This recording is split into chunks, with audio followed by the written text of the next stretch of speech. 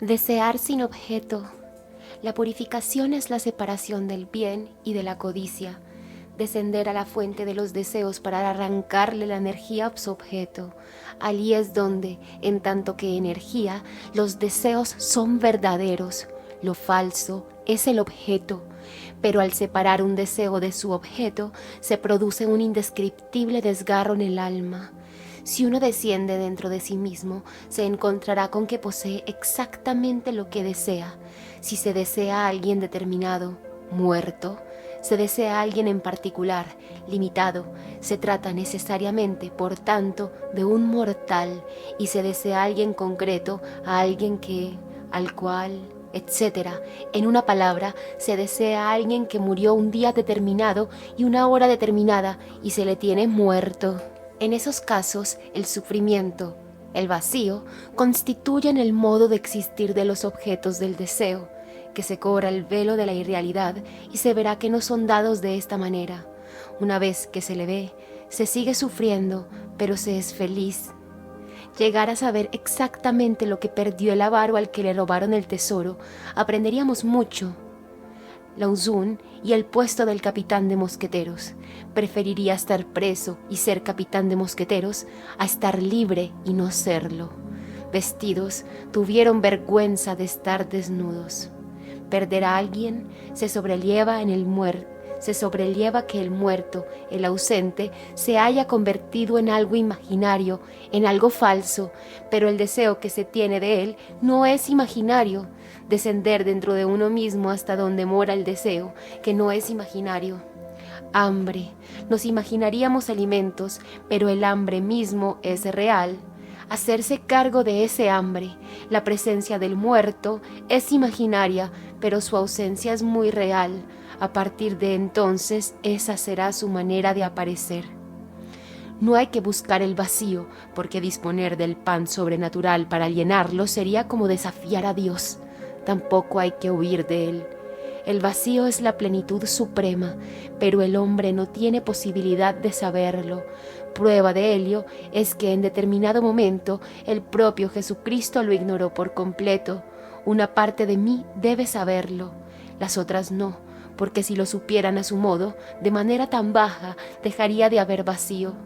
Cristo contó con toda la miseria humana, excepto con el pecado. Pero contó con lo que hace al hombre capaz de pecar. Lo que hace al hombre capaz de pecar es el vacío. Todos los pecados son intentos de colmar vacíos. Por eso mi vida llena de impureza está tan cerca de la suya, completamente pura. Y lo mismo ocurre con las vidas aún más bajas. Por bajo que caiga, nunca estaré demasiado lejos de él. Pero no lo podré saber si caigo. Apretón de manos de un amigo tras una larga ausencia. Ni siquiera noto si para mi sentido del tacto se trata de un placer o de un dolor.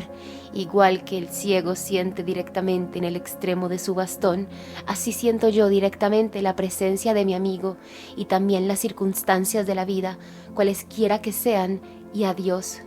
Lo cual implica que no hay que buscar nunca consuelo en el dolor, porque la felicidad está más allá del ámbito del consuelo y del dolor.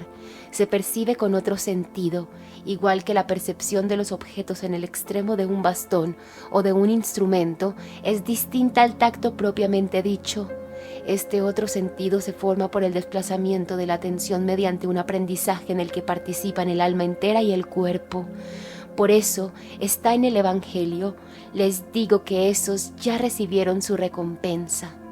No se necesita compensación, es el vacío en la sensibilidad que va más allá de la sensibilidad. Negación de San Pedro, decirle a Cristo, yo te seré fiel, era negarlo, porque era suponer que la fuente de la fidelidad residía en uno mismo y no en la gracia. Por suerte, como era un elegido, esa negación se hizo manifiesta para él y para todos, en cuantos otros se dan parecidas balandronadas y no llegan nunca a comprender. Era difícil serle fiel a Jesucristo. Se trataba de una fidelidad en vano. Mucho más fácil serle fiel hasta la muerte a Napoleón.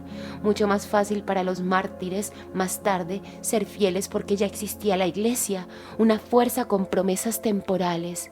Se muere por lo que es fuerte, no por lo que es débil, o al menos por lo que, aun siendo momentáneamente débil, conserva una aureola de fuerza. La fidelidad a Napoleón en Santa Elena no era una fidelidad en vacío. Morir por lo que es fuerte hace que la muerte pierda su amargura y al mismo tiempo todo su valor. Suplicar a un nombre constituye un intento desesperado de traspasar a fuerza de intensidad el propio sistema de valores al espíritu del otro. Suplicar a Dios es lo contrario, un intento de traspasar los valores divinos a la propia alma. Lejos de tener presentes con toda la intensidad posible los valores con los que uno está comprometido, aquí se trata de crear un vacío interior.